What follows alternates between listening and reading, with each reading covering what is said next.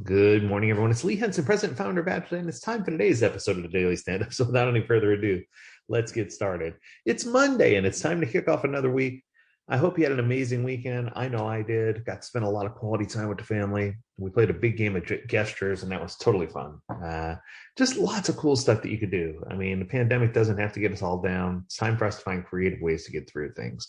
Speaking of creative ways to get through things, I recently saw a blog post. It was just from a few days ago, and it's titled, "What does it take to make an agile transformation sustain?" And, my initial thoughts were, this is a mental shift or a culture shift, and it takes, a shift in organizational understanding, but also a shift in organizational culture in order to make it work. That it's a combination of what you know and how you apply it, right? So I'm hoping that that's the direction this article goes in. But I'm going to take an opportunity and we're going to study it together right now. This is the first time I've pulled it up. And I love where it kicks off. They talk about Agile being a business of transformation. And agility means that you're making the right choices and that you're making a transformations necessary in order for your organization to do things differently. All too often, I hear people say, I want to do the same thing as I'm doing now, but I want to scrumify it or I want to agilize it. And that just sounds yucky to me. It feels like you got some kind of little satchel of pixie dust that you could squirt on something and make it agile. And that's simply not the case, right?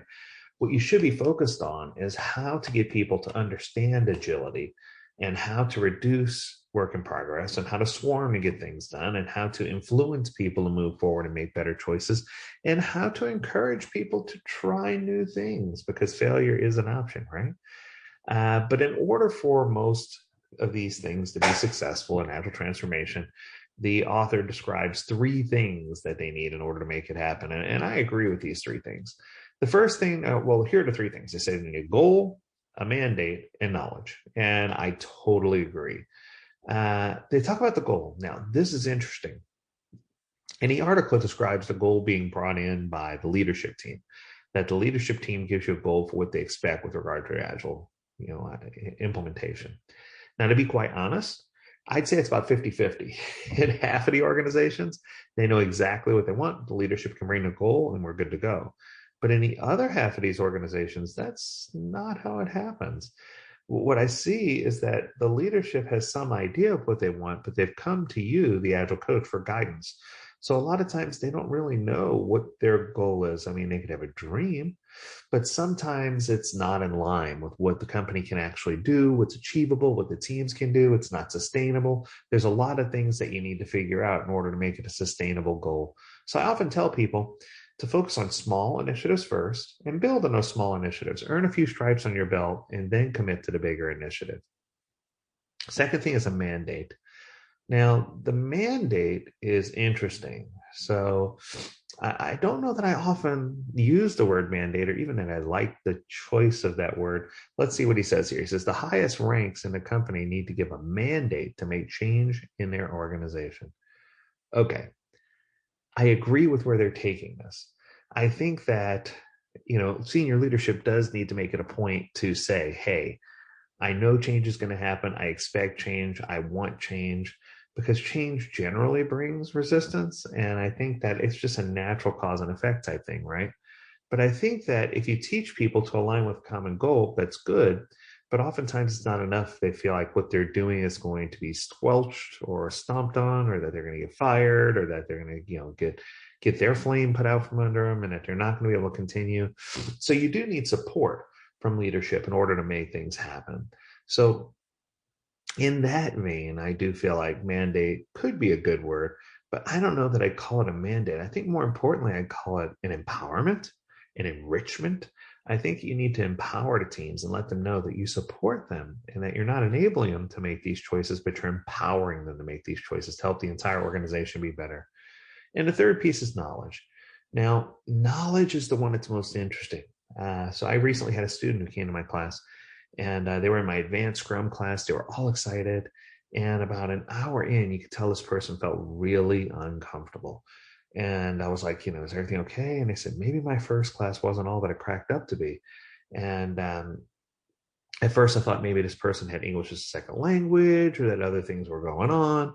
But what I quickly learned was that this person didn't have a level 1 Scrum Alliance certification. Not only that, but their instructor wasn't very good. The instructor that they had was very dogmatic. They said, this is what the book says, this is what you do, these are how meetings flow, this is how long it will take. And this person went back and tried to apply it and really struggled. And I struggled for some time before trying to take my advanced course. The problem was my advanced course was almost too advanced. It was light years ahead of what they had, and they really struggled. So my wonderment here is when it says knowledge, is the entire company on the same page? One of the things that I'm starting to notice is an ongoing trend here is that a lot of companies are calling me because all their people are working remote. And instead of taking certification courses, they're leaning more towards taking fundamental courses or foundational courses. And not to say that people don't know what Agile is, and we don't even start there. It's not an essentials course. A foundational course is more in the middle tier. And it just takes everyone that says, hey, we all know that you know Agile. We know Agile too. Let's all get on the same page and do it the same way. So we're marching to the same beat of the drum so that we're moving in the same direction. Because I think a lot of times when we start assuming that everyone's doing things the same way we are, that's when we realize that we have a lot of gaps. And those gaps create pitfalls. They create lost opportunity. So I think it's important for us to satisfy those gaps or figure those gaps out so that we can be moving better in the right direction.